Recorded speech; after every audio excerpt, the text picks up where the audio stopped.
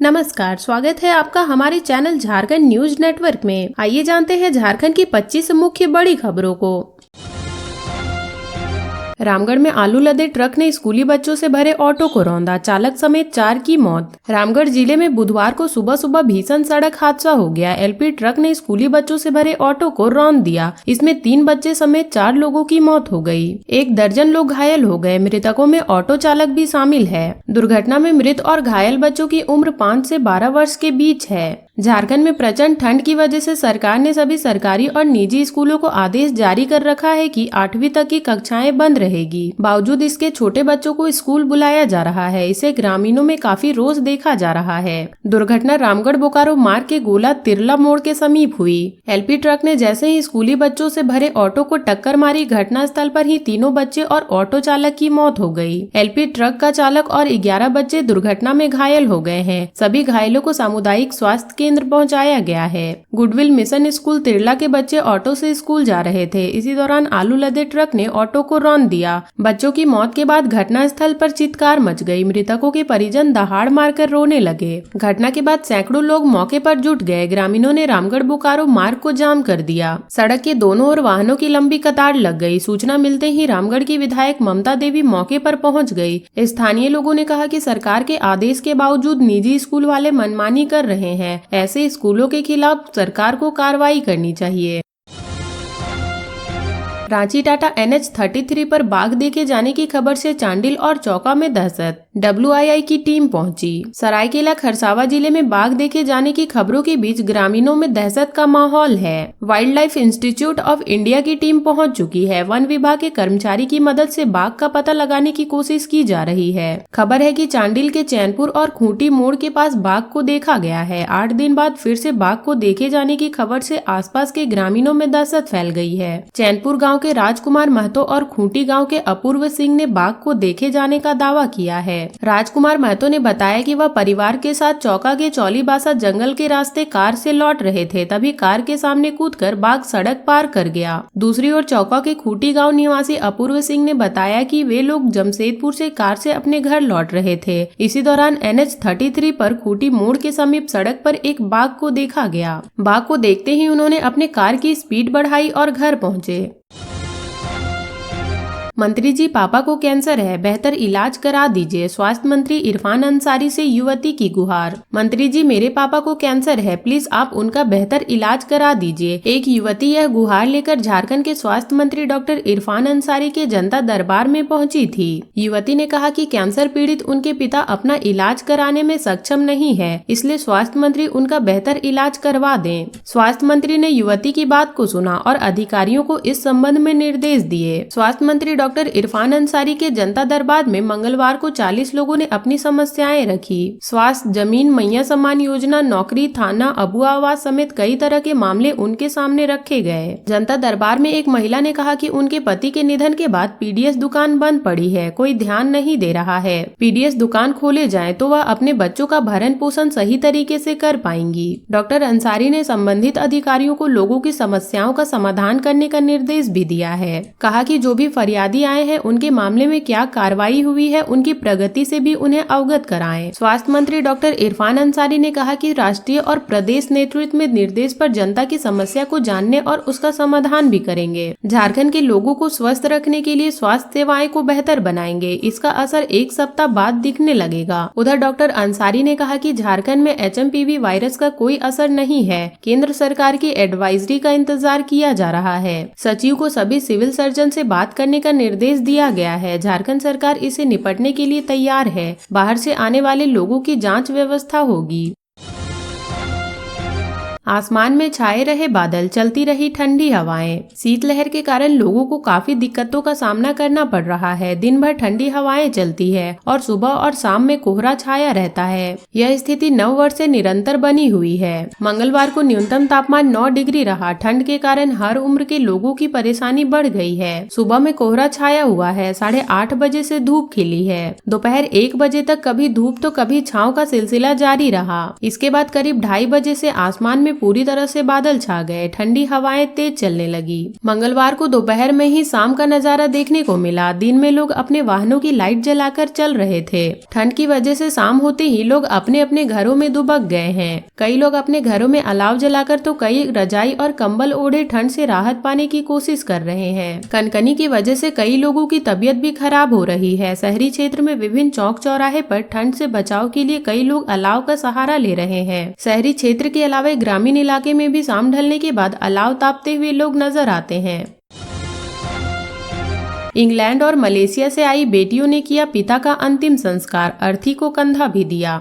झारखंड की राजधानी रांची में एक रिटायर्ड सिविल इंजीनियर का निधन हो गया है। सूचना मिली तो इंग्लैंड और मलेशिया में रहने वाली उनकी 2 बेटियां रांची आई और पिता का अंतिम संस्कार किया। 7 समंदर पार से आकर बेटियों ने अपने पिता को कंधा दिया। शमशान घाट में मुख्य अग्नि भी दी। दीपाटोली में रहने वाले retired civil engineer Anirudh Kumar का 3 जनवरी 2025 को निधन हो गया था। इसकी सूचना विदेश में रहने वाली उनकी बेटियों को मिली। वे दूसरे दिन ही विमान से झारखंड पहुंची और पिता के अंतिम संस्कार में शामिल हुई। बड़ी बेटी दिव्या कुमारी इंग्लैंड में और छोटी बेटी निशा कुमारी मलेशिया में रहती है। दोनों सॉफ्टवेयर इंजीनियर हैं। अनिरुद्ध कुमार का कोई बेटा नहीं है। अनिरुद्ध कुमार खुद इंजीनियर थे, इसलिए उन्होंने अपनी दोनों बेटियों को इंजीनियर बनाया। दोनों की नौकरी विदेश में लग गई। दोनों बेटियों ने विदेश में ही शादी भी कर ली। पिता की अंतिम इच्छा थी कि उनकी मृत्यु हो तो बेटियां ही कंधा और मुख्य अग्नि दे, इसलिए दोनों बेटियां पिता की इच्छा पूरी करने के लिए झारखंड लौटी।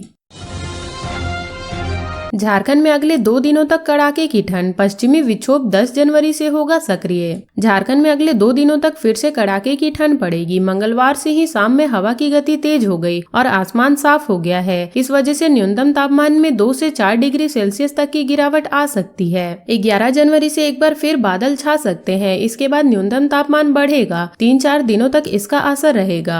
10 जनवरी को उत्तर पश्चिम से एक पश्चिमी विक्षोभ सक्रिय हो रहा है। इसका असर 11 जनवरी से 3-4 दिनों तक झारखंड में रहेगा। मौसम विज्ञान केंद्र के अनुसार बुधवार को पलामू और कोल्हान प्रमंडल में घना कोहरा रह सकता है। इसको लेकर येलो अलर्ट जारी किया गया है। साथ ही लोगों को इससे सतर्क रहने को कहा गया है। राजधानी और आसपास के इलाके में भी कोहरे का असर रह सकता है। मौसम विज्ञान केंद्र का पूर्वानुमान है कि राजधानी का न्यूनतम तापमान बुधवार से शुक्रवार तक 10 डिग्री सेल्सियस के नीचे जा सकता है। इस दौरान हवा की गति भी सामान्य से थोड़ी तेज रहेगी। शुक्रवार के बाद बादल छाए रह सकते हैं, जिसके बाद तापमान थोड़ा चढ़ सकता है। गिरिडीह में सरकारी स्कूल का रास्ता रोका तो खेत में ही लगा दी बच्चों की क्लास। डीसी ने लिया एक्शन। उत्क्रमित उच्च विद्यालय शहरपुरा के रास्ते में मंगलवार को बांसबल्ली से घेराबंदी कर दिए जाने से बच्चों को काफी फजीहत झेलनी पड़ी। ऐसे में खेत में ही तिरपाल बिछाकर बच्चों की क्लास ली जाने लगी। डीसी के संज्ञान में आने के बाद उनके निर्देश पर बीडीओ ने पहल कर विद्यालय के रास्ते को अतिक्रमण मुक्त करवाया और मामले का निष्पादन कर देने की जानकारी दी। विद्यालय का रास्ता रोके जाने से बच्चों को परेशानी होने पर प्राचार्य अमित कुमार त्रिपाठी ने इस मामले से बीडीओ एवं स्थानीय थाना को अवगत कराया। सोशल मीडिया पर यह खबर देखकर डीसी ने बीडीओ को मामले की जांच कर दोषी व्यक्ति पर कार्रवाई करने का निर्देश दिया। बीडीओ थाना प्रभारी के साथ विद्यालय पहुंचे और रास्ते को अतिक्रमण मुक्त कराया। रास्ते को अतिक्रमण मुक्त कराने के बाद बीडीओ ने रास्ता रोकने वाले रोहन महतो से कारण पूछा। विद्यालय निर्माण के समय रास्ता क्यों दिया गया? बीडीओ एवं थाने प्रभारी के समझाने पर रोहन एवं उनके परिजनों ने रास्ता पर लगाए बांसबल्ली हटा दिया और भविष्य में ऐसी हरकत नहीं करने का वादा किया। मौके पर बलेश्वर महतो, भीखन महतो, डीएन वर्मा आदि मौजूद थे। झारखंड हाई कोर्ट में खारिज हुई डीजीपी और डीजी होमगार्ड जवानों की अवमानना याचिका ड्रॉप। झारखंड हाई कोर्ट के जस्टिस डॉक्टर एसएन पाठक की अदालत ने होमगार्ड जवानों को समान काम के बदले समान वेतन देने के मामले में दायर अवमानना याचिका पर सुनवाई की। इस दौरान डीजीपी अनुराग गुप्ता और डीजी होमगार्ड अनिल पाटला अदालत में सशरीर उपस्थित हुए। अदालत ने पक्ष सुनने के बाद अवमानना याचिका ड्रॉप कर दी। अदालत ने कहा कि चूंकि राज्य सरकार ने आदेश के खिलाफ अपील याचिका दायर की है, इसलिए होमगार्ड के जवानों का एरियर सरकार की ओर से दायर अपील याचिका के फैसले पर निर्भर करेगा। हालांकि होमगार्ड को वर्तमान में बढ़ी हुई सैलरी का भुगतान होता रहेगा। 8वीं बोर्ड की परीक्षा 28 से, सिलेबस अब तक पूरा नहीं। जैक की ओर से 28 जनवरी से 8वीं बोर्ड की परीक्षा होनी है। हालांकि स्कूलों में अब तक 8वीं का सिलेबस भी पूरा नहीं हो पाया है। ऐसे में परीक्षा की समय सारणी जारी होने के बाद छात्र छात्राएं परेशान है, वह कैसे परीक्षा देंगे। इधर अधूरे सिलेबस को पूरा कराने के लिए विभाग की ओर से कोई तैयारी नहीं की गई है। ऊपर से ठंड को लेकर 13 जनवरी तक 8वीं कक्षा तक की छुट्टी भी चल रही है। सरकारी स्कूलों में नामांकन की प्रक्रिया पूरी होने के बाद मई 2024 में नया सत्र शुरू हुआ था। 28 जनवरी तक परीक्षा होनी है। ऐसे में छात्र छात्राओं को 9 माह का भी समय नहीं मिल पाया है। बीच में छुट्टियों का दौर भी चलता रहा है, जबकि परीक्षा के लिए 11 माह का समय देना चाहिए था। मई 2024 में नए सत्र की पढ़ाई शुरू होने के बाद अगस्त माह में नई किताबें दी गई। इसके बाद सभी छात्र छात्राओं की पढ़ाई सुचारू रूप से शुरू हुई। हालांकि पहले लोकसभा और फिर विधानसभा चुनाव के कारण भी पढ़ाई प्रभावित हुई। गर्मी की छुट्टियां बढ़ाए जाने के कारण भी स्कूल लगभग 10 दिनों से अधिक बंद रह गया था। अब ठंड के कारण स्कूलों में छुट्टी दी गई है। ज्ञात हो कि कोविड के कारण स्कूलों का सत्र 3 वर्ष के लिए एक माह बढ़ा दिया गया था, जो जुलाई, जून व मई से शुरू हो रहा था। वर्ष 2025-26 में सत्र 1 अप्रैल से शुरू होना है। यही कारण है कि परीक्षा के लिए समय नहीं दिया गया। श्री श्याम महोत्सव में जया किशोरी से नानाबाई रो मायरू सुन भाव विहल हुए श्रद्धालु। बचपन की भक्ति में अपार शक्ति होती है, यह बुढ़ापे की चीज नहीं। मीराबाई से लेकर धुर व प्रहारी जैसे कई भक्त हुए जो बचपन में ही भक्ति में लीन रहे, यह कहना है साध्वी जया किशोरी का। वह मंगलवार को श्री श्याम गुणगान महोत्सव की स्वर्ण जयंती पर गोल्फ ग्राउंड में आयोजित 3 दिवसीय नानाबाई मायरो के पहले दिन श्रद्धालुओं को संबोधित कर रही थी। उन्होंने कहा कि जीवन जीने की कला हमें शास्त्रों से सीखने को मिलती है, लेकिन हम कब सीखते हैं? जब जीवन खत्म होने वाली होती है, यानी जब हम बूढ़े हो चुके होते हैं। बचपन की भक्ति में सर्वाधिक शक्ति होती है, इसलिए बच्चों को भगवान की कहानियां व कथाएं सुनाएं, इससे उन्हें शास्त्रों की जानकारी मिलेगी। आज हम घर में दीपावली या होली मनाते हैं, परंतु बच्चों को यह पता नहीं होता कि यह त्योहार क्यों मनाया जाता है। हमें अपनी संस्कृति बताने की जरूरत है, तभी उनका आकर्षण बढ़ेगा, उनकी जिज्ञासा बढ़ेगी। तेलंगाना के कुख्यात रेड्डी अन्ना गैंग के लिए काम करते हैं तपोवन कॉलोनी में पकड़े गए साइबर अपराधी। सरायडेला थाना क्षेत्र अंतर्गत तपोवन कॉलोनी से सोमवार को रंगे हाथ पकड़े गए 4 अपराधी तेलंगाना के कुख्यात रेड्डी अन्ना गैंग के लिए काम करते हैं। रेड्डी अन्ना साइबर ठगी का बड़ा सिंडिकेट संचालित करता है। पूछताछ में साइबर अपराधियों ने इसका खुलासा किया है। मंगलवार को साइबर डीएसपी संजीव कुमार ने प्रेस वार्ता में पत्रकारों को बताया कि रेड्डी अन्ना गैंग का कुख्यात सरगना है। वह आर्थिक रूप से कमजोर युवकों को पैसे उपलब्ध कराता है, बाद में उससे साइबर ठगी सिखाता है। आर्थिक रूप से कमजोर युवकों को गैंग से जोड़ने के लिए उसने अलग अलग जिले में आदमी रखा है। पहले युवकों को पैसे का प्रलोभन देकर नशे और अय्याशी का आदी बनाता है, बाद में उससे साइबर ठगी कराता है। धनबाद में झरिया का रहने वाला प्रमोद कुमार यादव उर्फ प्रिंस रेड्डी अन्ना गैंग का मुख्य अपराधी है। वह युवकों को गैंग से जोड़ साइबर अपराध कराता है। पकड़े गए 4 अपराधी में प्रमोद से संपर्क के आने के बाद साइबर अपराध से जुड़े। पुलिस प्रमोद की तलाश कर रही है। एसपी पहुंचे सेजल झा के घर, घटना स्थल को देखा। एसपी मनोज स्वर्गियारी मंगलवार को दोपहर पिंडराजोरा थाना क्षेत्र के गिरधर टांड स्थित सेजल झा के घर पहुंचे। सेजल झा की मां उमा झा व परिवार के अन्य सदस्यों से मुलाकात की। गायब सेजल झा के बारे में पूछा, साथ ही घटना स्थल को देखा। एसपी लगभग 1 घंटे तक आसपास के लोगों से मिलते रहे और सेजल से जुड़ी एक जानकारी एकत्रित करते रहे।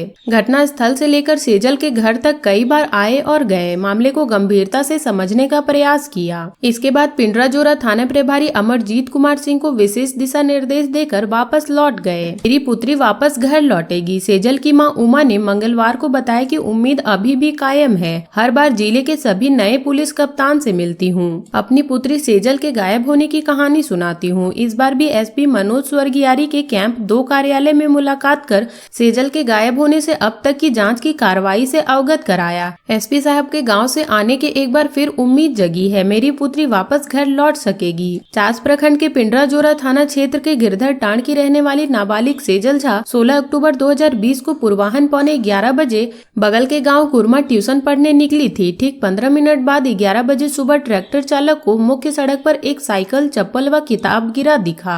चूँकि सेजल का घर मुख्य सड़क से लगभग 400 मीटर दूर पर ही था, इस कारण चालक ने उसे खटखटाकर मामले की जानकारी दी। सेजल के परिजन जब वहां पहुंचे तो देखा कि सड़क पर बिखरा सारा सामान सेजल का ही निकला। घटना की जानकारी परिजनों ने पिंडराजोरा थाना को दी। पुलिस छानबीन में जुटी। लगातार छानबीन करने के बाद भी सेजल का कुछ पता नहीं चल पा रहा था। ऐसे में एक सप्ताह के अंदर तत्कालीन एसपी चंदन झा ने एसआईटी का गठन किया था, परंतु कोई फायदा नहीं हुआ। घटना को लेकर बोकारो पुलिस का दबाव पड़ा। ऐसे में पुलिस रेस हुई। आसपास से दर्जनों लोगों से पूछताछ की गई। कुछ भी परिणाम हाथ नहीं लगा। मामला डीजीपी के समक्ष गया।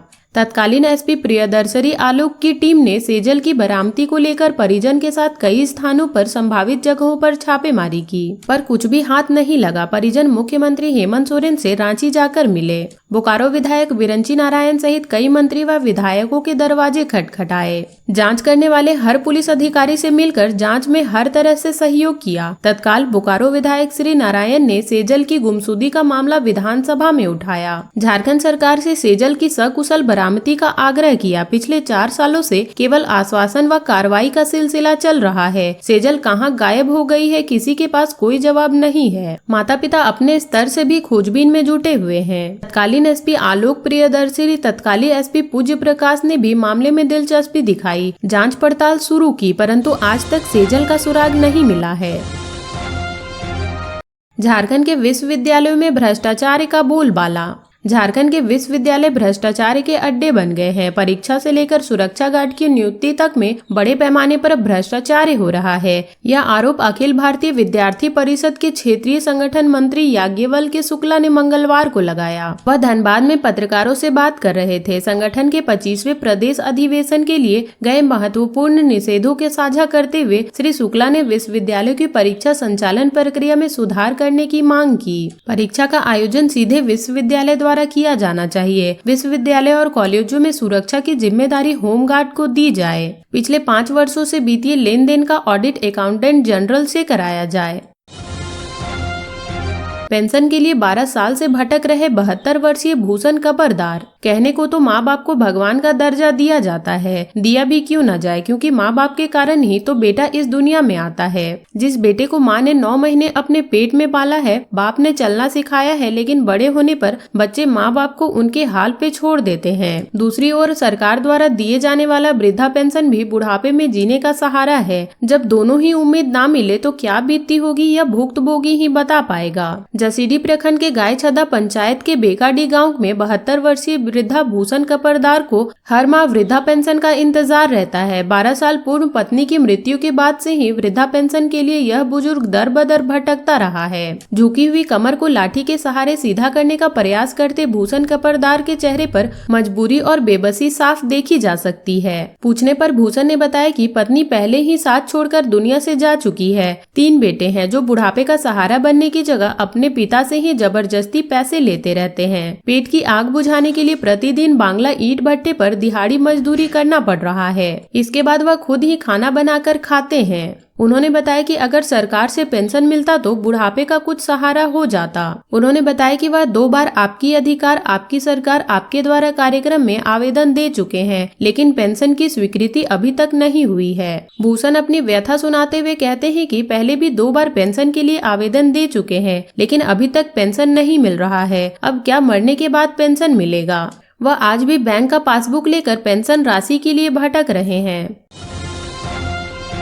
24 घंटे के अंदर चोरी के सामान के साथ 2 आरोपी गिरफ्तार। बालीडीह थाना क्षेत्र से 5 जनवरी को बालीडीह रेलवे स्टेशन के पास से जियो के 4 टावर से जनरेटर के 12 वोल्ट का बैटरी चोरी हो गया था। बालीडीह थाना की पुलिस उपेंद्र कुमार विश्वकर्मा के आवेदन के आधार पर मामला दर्ज कर छानबीन में जुट गई। 24 घंटे के अंदर 6 जनवरी को मामले से जुड़े 2 आरोपियों को गिरफ्तार कर लिया गया। साथ ही चोरी का सामान भी बरामद कर लिया गया। गिरफ्तार दोनों चोरों को मंगलवार को जेल भेज दिया गया। यह यह जानकारी बालीडीह थाना क्षेत्र में मंगलवार को मुख्यालय डीएसपी अनिमेश कुमार गुप्ता व इंस्पेक्टर नवीन कुमार सिंह ने दी। मुख्यालय डीएसपी श्री गुप्ता ने बताया कि बालीडीह थाना क्षेत्र में मामला दर्ज करने के बाद एसपी मनोज स्वर्गियारी ने एक छापेमारी टीम का गठन किया। 24 घंटे लगातार छापेमारी व पूछताछ के बाद मामले का उद्भेदन कर लिया गया। चोरी के आरोपी बालीडीह थाना क्षेत्र के गोविंद मार्केट निवासी सचिन कुमार व गोडाबाली निवासी सुमित कुमार सिंह को गिरफ्तार कर लिया गया है। साथ ही आरोपियों की निशानदेही पर चोरी के 12 वोल्ट का डीजी बैटरी, 2 स्मार्टफोन बैटरी खोलने के प्रयुक्त रेंज बरामद किया गया है। प्रकृति के साथ जुड़े रहने की प्रेरणा देता है सोहराय पर्व। पेटरवार प्रखंड अंतर्गत ओरदाना पंचायत के भदवाजारा गांव में मंगलवार को धूमधाम से 5 दिवसीय सोहराय पर्व मनाया गया। पारंपरिक रीति रिवाज के साथ अनायके हड़ाम और मुँह हेम्ब्रोम ने देवी देवताओं की पूजा अर्चना कर सुख समृद्धि की कामना की। कार्यक्रम के मुख्य अतिथि राज्य के पेयजल व स्वच्छता एवं उत्पाद व मत निषेध विभाग के मंत्री योगेंद्र साहू की पत्नी सह पूर्व विधायक बबीता देवी ने लोगों को सोहराय पर्व की बधाई देते हुए कहा कि आदिवासी संस्कृति व प्रकृति से जुड़ा यह महत्वपूर्ण सोहराय पर्व आपसी प्रेम के साथ साथ आने वाली पीढ़ी को प्रकृति के साथ जोड़े रहने की प्रेरणा देता है। मौके पर आयोजित गीत नृत्य में आदिवासी युवतियों के साथ मांदर के थाप पर वे देर तक थिरकती रहीं।